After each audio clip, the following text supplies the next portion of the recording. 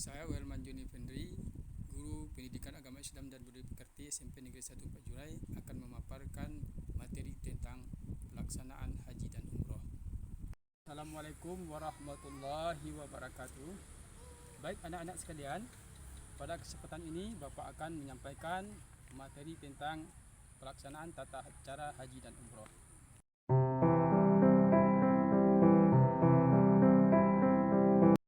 Pada bagian awal, kita akan menjelaskan tentang pengertian haji dan umroh. Pengertian haji dan umroh ini dapat kita lihat dari dua aspek. Yang pertama aspek lugah atau daripada asal usul kata atau lugah, yaitu berasal dari kata hajjah yang artinya sengaja mengunjungi.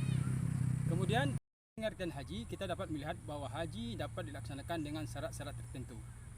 Maka sebagai syarat wajib dari pelaksanaan ibadah haji itu, yang pertama adalah Islam. Jadi orang yang melaksanakan ibadah haji adalah orang Muslim.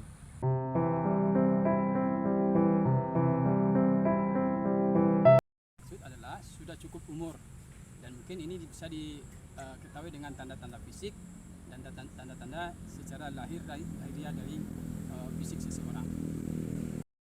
Syarat wajib haji yang ketiga adalah berakal sehat. Bahwa orang yang melaksanakan ibadah haji tentu adalah orang-orang yang memiliki akal sehat.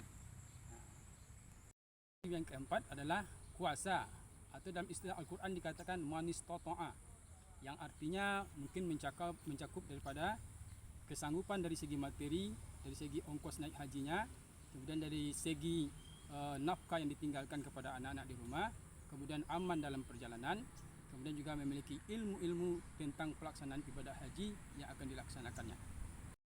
Haji yang kelima adalah merdeka. Kalau dikatakan merdeka, orang tersebut tidak dalam masa penahanan atau dalam masa hukuman, atau mungkin kalau di zaman dahulu tidak dalam perbudakan.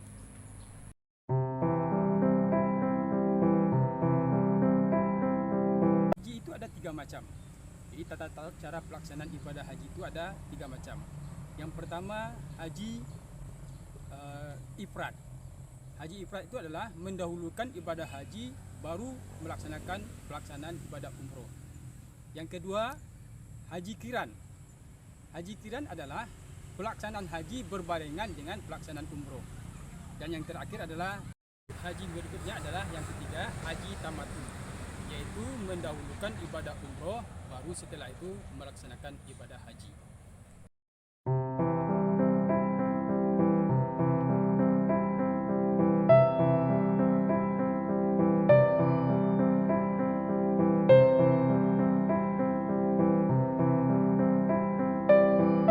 Rukun haji itu ada 6.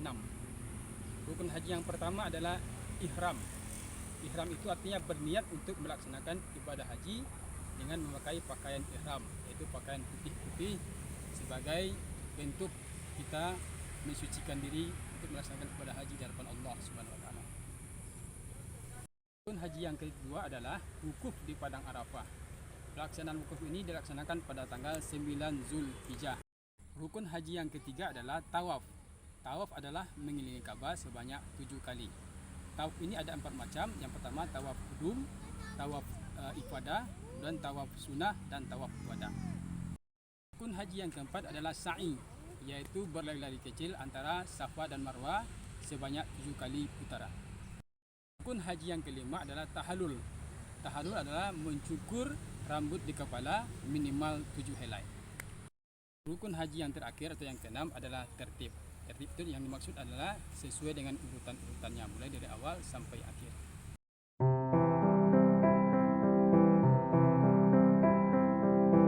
Kita masuk kepada wajib haji.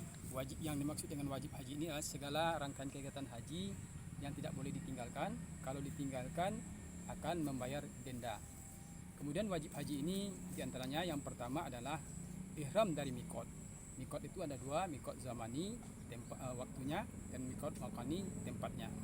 Yang kedua, mabit di Muzdalifah pada malam 10 Zulhijjah. Yang ketiga adalah mabit di Mina pada hari-hari tasyrik, yaitu tanggal 11, 12, 13 Zulhijjah. Kemudian berikutnya yang keempat adalah melempar jumrah pada hari-hari tasyrik juga.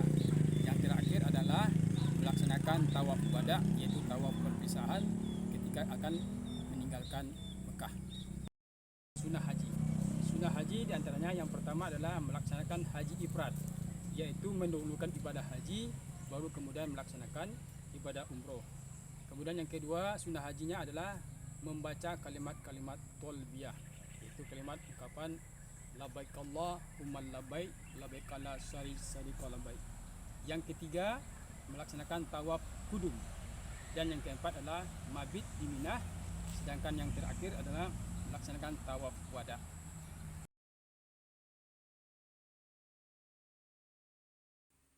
Jadi dapat kita ambil kesimpulan dari materi kita bahwa yang terpenting dalam pelaksanaan haji dan umroh yang harus diperhatikan adalah yang pertama adalah rukun haji, yang kedua adalah wajib haji, yang ketiga adalah sunnah haji, karena ini akan menentukan bahwa kita akan menjadi haji mabrur atau tidaknya. Materi kita pada kesempatan ini, mudah-mudahan kalian bisa memahaminya. Demikian saja, banyak maaf. Billahi taufiq wal hidayah. Wassalamualaikum warahmatullahi wabarakatuh.